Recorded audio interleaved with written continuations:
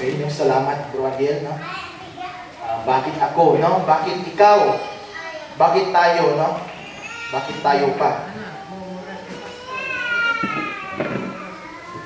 Napakaganda ng lyrics, no? Ng pinaganda ni Bro Adiel.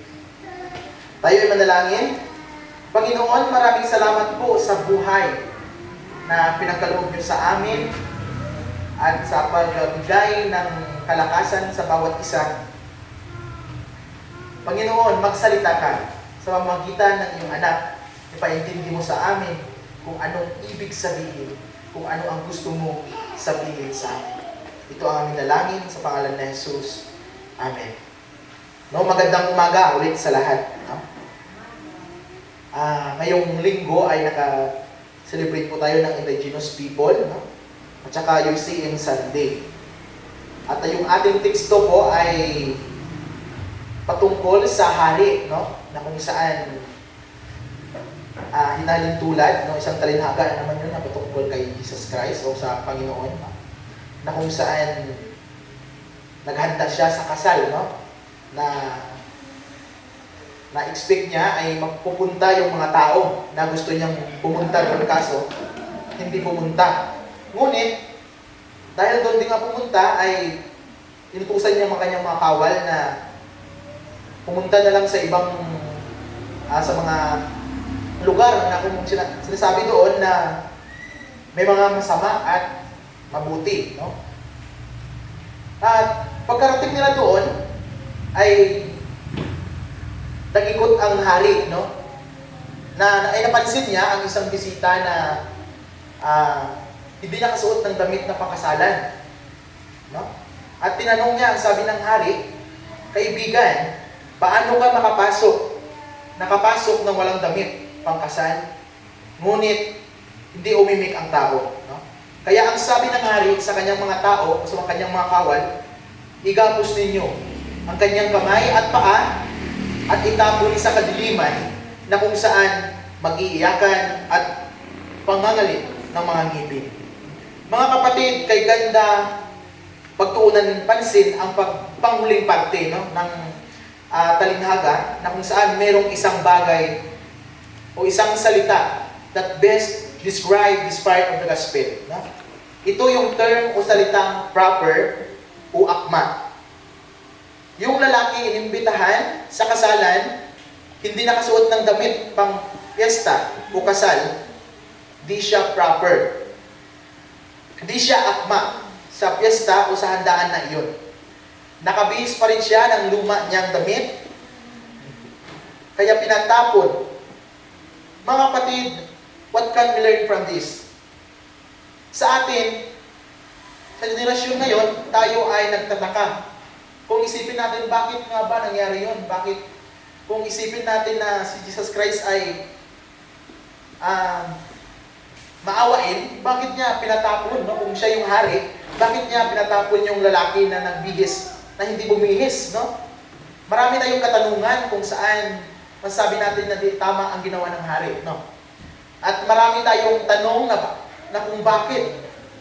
Pero alam niyo po kasi, kung maunawaan natin ito, noong unang panahon po kasi ay sa panahon ng mga prinsipe, talaga kapag ikaw ay naimbitahan sa isang malaking okasyon o handaan, hindi kaya selebrasyon ng mga hari, sa pintuan pa lang, parang meron na silang tagabantay roon na at may kwarto sila at meron silang signated na mga damit na para sa mga maging maayos at maging maganda. Kung halimbawa imbitahan ka, no? Sila pa mismo ang magbabihis sa iyo, no? Sila pa mismo ang magbigay ng damit sa iyo para ang damit na yun ay dapat sa okasyon na iyon. Pero yun nga ang nakakapagtaka, na bakit ang taong iyon ay binigyan ng damit, ngunit hindi niya isinuot. This is the analogy of the Lord giving us blessing. Na binigyan niya tayo ng pananampalataya, pero luma pa rin ang ating ginagamit at isinusuot. At nasa lupa pa rin tayo. Kung minsan, we can learn from this, mga kapatid, we can reflect na tayo binigyan, pinagkalooban ng biyaya, ng pananampalataya kung minsan we still go back to our old clothes. Sa ating mga lumang mga damit, lumang habits, lumang mga ginagawa, maling mga ginagawa, mga pwedeng challenge from the gospel today is, ang term ngayon sa ating generasyon ay tinatawag natin stay fit. No? Kwarto, ito ay sa katawan, pero it also good. At we stay fit. No? When I mean fit, well-fitted sana tayo. Akma sana tayo kung ano ang ating sinasampalatayan. We believe in Jesus, we believe in our Lord, we are in His faith. Sana akma pa rin tayo sa ating pananampalataya. Natawag natin proper pa rin tayo, no?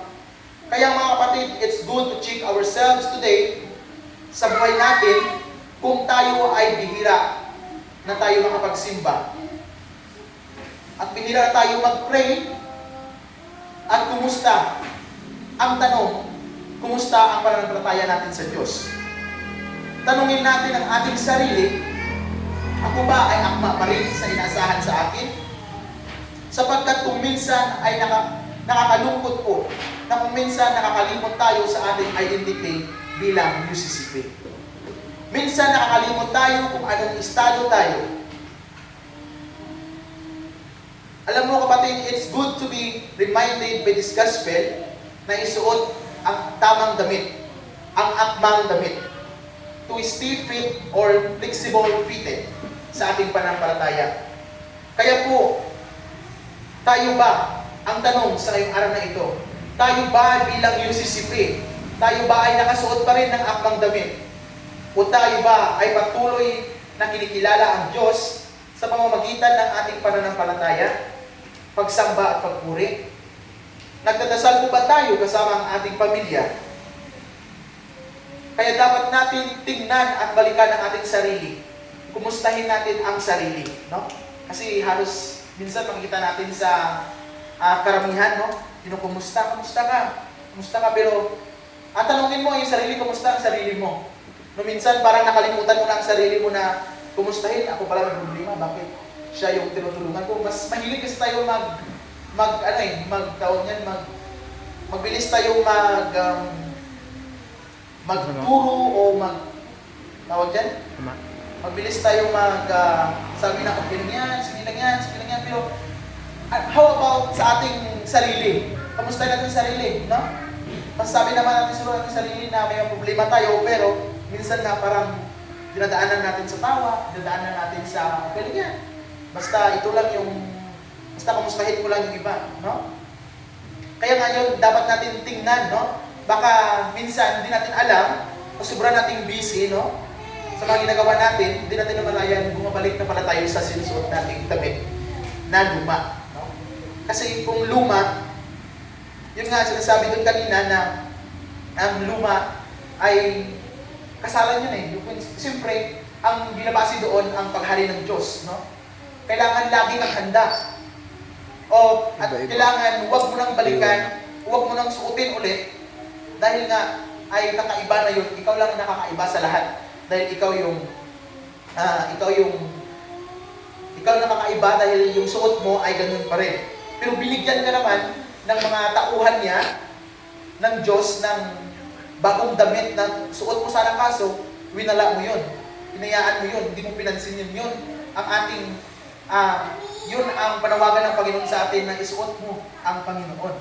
Isuot mo, buksan mo ang iyong puso upang siya pamanilaan sa iyong puso. No?